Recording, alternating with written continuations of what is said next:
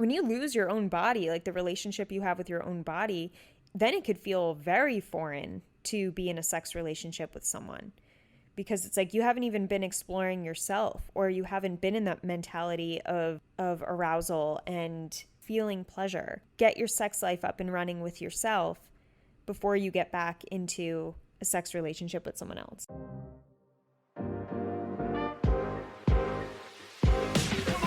Welcome to What I Love About Sex, where some incredible guests and I, Steph Kanowski, will be bringing you the tools for improving your sex life with topics such as sex issues with your partner, sexual self-confidence, premature ejaculation, sexual shame, masturbation, sharing your fetishes, orgasmic pleasure, and more. Sex is still so taboo, and I personally believe that by improving our understanding and communication skills around sex, we can enhance our own self-pleasure as well as deepening our long-term romantic relationships. So listen in, try to stay open-minded, and let's get started.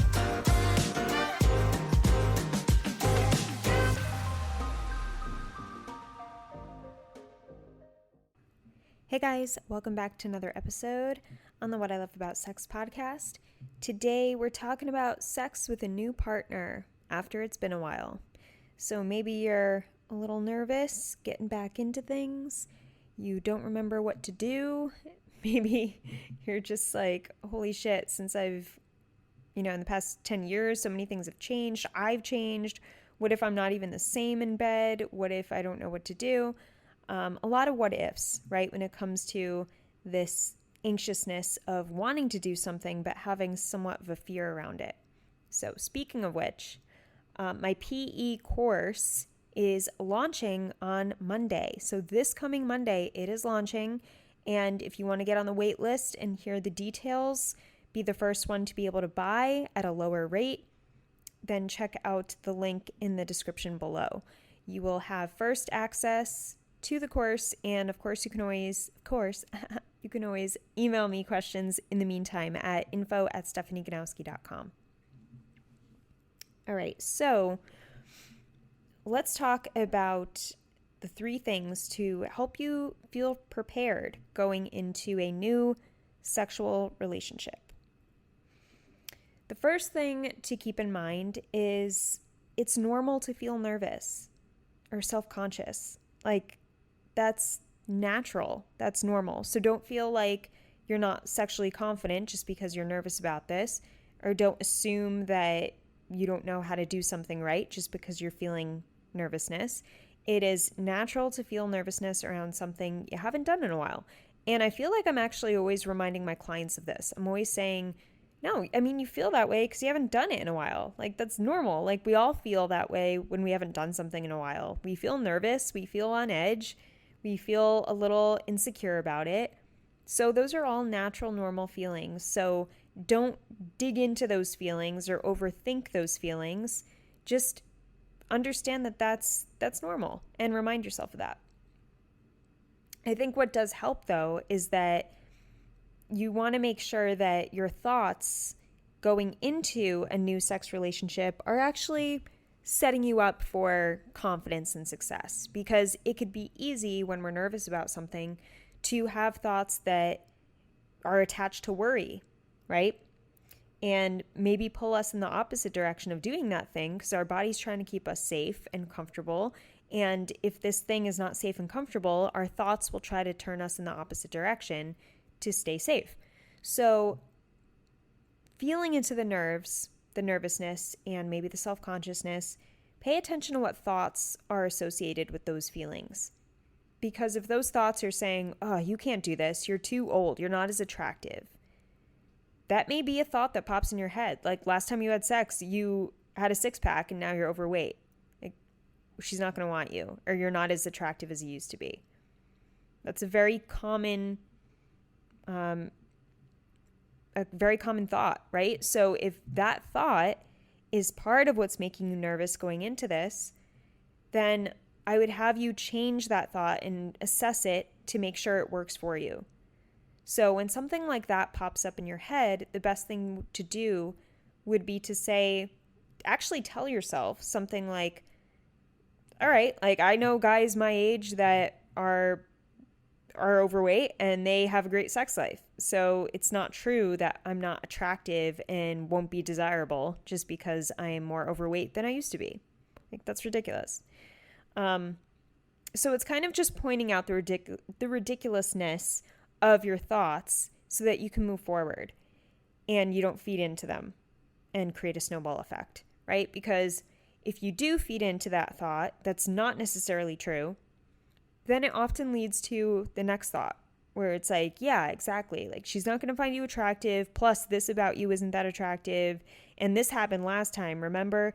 So it's normal for these thoughts to pop up during a time when you're nervous or anxious about something.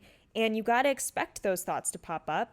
But as quickly as you can, make them work for you by either proving them wrong immediately and just telling yourself what you really do believe about yourself. And it is true that every body is attractive and desirable to someone out there.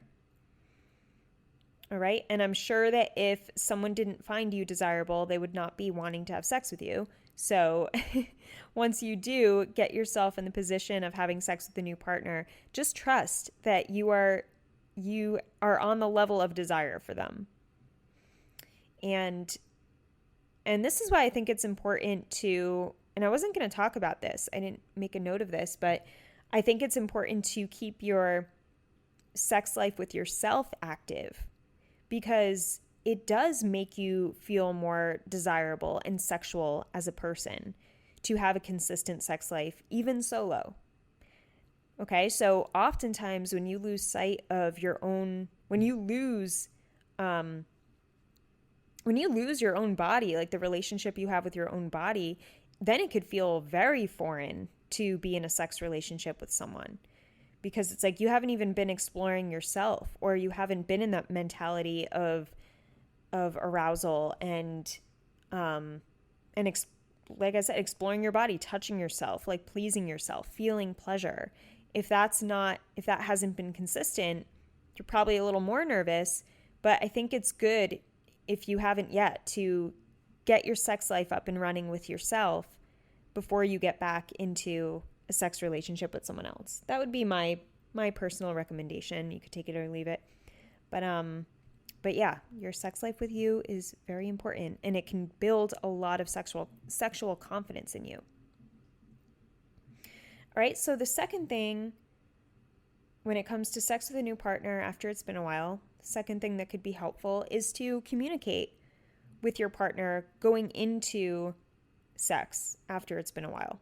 And this can look like saying something along the lines of, hey, just so you know, it's been a while. I'm pretty sure I remember how everything works down there, but like, just letting you know. Like making a joke, make it light. You don't have to make it a joke, but the whole point is to make it light and make it something where it's kind of like, hey, this isn't a big deal. I just kind of want you to know this, and that way you're sharing how you're really feeling, so that you're not hiding those feelings and having them manifest in weird ways. Because whenever we hold something in, it rears its head in some other shape or form, because we're suppressing it in that one area, so it has to come out in some way. And usually what happens, especially with men, when they hold a lot in and they don't express themselves, is they manifest it in ways where they're like physically distant for no reason. And it just comes out of the blue. And the woman's like, what the hell? Like, we had a great date. And now he's like, he can't even look at me in the eye. And he's being less like touchy with me. And what the hell is going on? So it's like, you'll show it in one way or another. So it's always better to communicate upfront and honestly, so that it doesn't rear its head in all these other random ways that don't really make sense with the real issue. So pretty much, if you're feeling like the need to let your new partner know that it's been a while and you just want them to know that, so that you could get that off your chest and you don't feel so much pressure, then if it will help you, do it. And it, like I said, it could be, aim for it to be light. It doesn't have to be a big deal. And, I could just see her reaction being like, oh yeah, me too. Or, oh, that's totally fine. Like, no worries. Especially if you're talking enough to the point where you are getting to the point of intimacy. Usually this is after a few good encounters, usually. A few healthy, maybe not healthy, but a few encounters where you guys connect and you find each other desirable and you like each other. So you should feel totally fine doing this. And then the third point is, when it's over and done with, I want you to make sure that experience ends with pleasure. And not just the physical. I'm not talking just physical pleasure. I'm talking about mental pleasure and the association of pleasure to sex. Because if you walk away from it just feeling nervous or not feeling sure about what you did, like, was that good? I'm not so sure about it. We didn't really talk about it. First of all, I think everyone should have a little chat after sex. I think it's the best. It's one of the most intimate times you can connect with a person. But if you're not on that level of connection yet, or trying to deepen the connection, then even just to have a talk with yourself. I know this is going to sound weird, but something I have, it's like something I have all my clients do is always note their sex wins. And the talk with yourself would mean, all right, you know what? This was better than I thought. This went really well. I really liked how I did this. It was awesome when she did that. And you're just pointing out what made the experience as a whole pleasurable. Because when you can leave an encounter with full-on pleasure, physical plus mental, and reminding yourself of all those points throughout that experience that felt really good for you, then you're going to feel more confident going into the next one. And you're going to feel better about it as a whole, regardless as to whether or not you got feedback from her, because you're giving yourself feedback. Something I've been telling my clients a lot lately is you want to pay attention to how you end your sex encounter, because how you end the one you just had is typically how the next one begins, right? If you end the sex experience feeling like uncertain and I don't know if that was good, and you're not acknowledging anything that went well, you're just kind of nervous and there's this pent up energy already, then it's just going to build and spill into the next encounter, which you don't want. You don't want to go into the next encounter feeling that same feeling. You want to go into the next encounter feeling pleasure and excitement.